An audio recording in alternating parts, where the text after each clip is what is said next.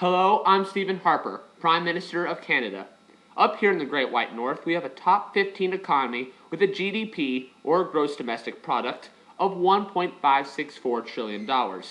Per capita, our income sits at 12th in the world with a little over 39,000 international dollars. This is due in large part to our 18.6 million strong labor force. We have a mixed market economic system, which is primarily private sector. However, we do have some socialist elements such as our universal healthcare system. After the United States, we have one of the highest ratings for economic freedom. In fact, the Heritage Foundation rated us ahead of the United States when it comes to economic freedom. We are also a member of the World Bank and International Monetary Fund. We are one of the original 29 countries who started the organization in 1945. To this day, we are one of the 20 nations who hold a large percent of the vote, specifically 2.88%. On that note, one of the biggest jobs of the IMF is to monitor exchange rates. The exchange rate of the Canadian dollar to the US dollar sits currently at 1 to 1.025. Here to talk to you about other elements of our economy and our economic past is top Canadian economist Jeff Rubin. Hello there, I am Jeff Rubin, former chief economist at the Canadian International Bank of Commerce. We have a few problems in the 10 provinces and 3 territories. The biggest is the national debt, or public debt, which is $519 billion. Our external debt is $1.009 trillion, 15th in the world. However, we do not have a trade deficit. Our exports are $406.8 billion, and our imports are slightly less at $406.4 billion, giving us a small trade surplus. Our biggest trading partner is the United States. 75% of Canada's exports go there, and 50% of our imports originate from the U.S. Most of our exported goods are processed foods, timber, wood pulp, machinery, aircraft, and motor vehicles. We mostly import crude oil, electricity, and electronics.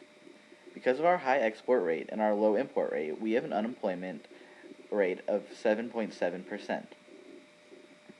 Canada's economy was hurt deeply by the 2008 economic collapse.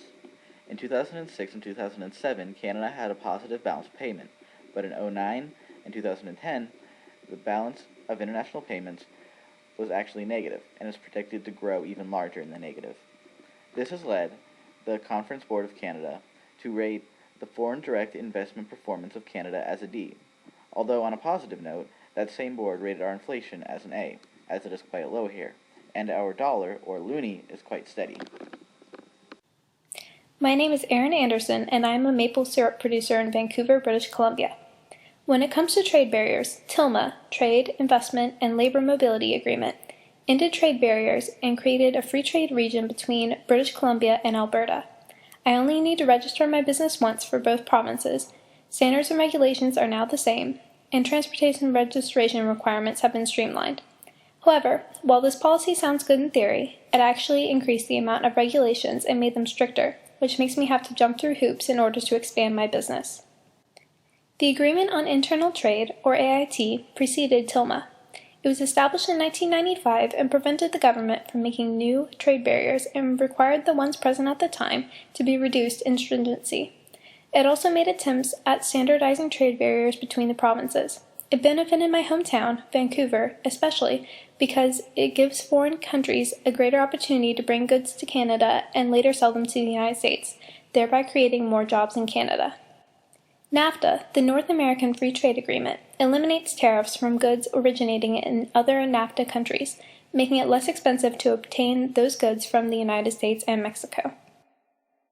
Due to our relatively healthy economy in Canada, we have a life expectancy of 81.39 years. One of the factors contributing to this high number is the ease of access that our citizens have to public health care. Our birth rate is 10.28 births per 1,000 population. Although most of our economic statistics are near the top of world rankings, here we Canadians rank in at 121st in the world. Another indicator of our strong economic and health status is the infant mortality rate of a mere 4.29 deaths per 1,000 live births. Our healthcare system is an odd economic picture to some foreigners, but in Canada, our non-profit healthcare system is expensive yet very popular. The $140 billion system received an 86% approval rating in a 2009 Nanos research poll, and an 82% of Canadians said they preferred their system to the American system in a 2009 Harris poll.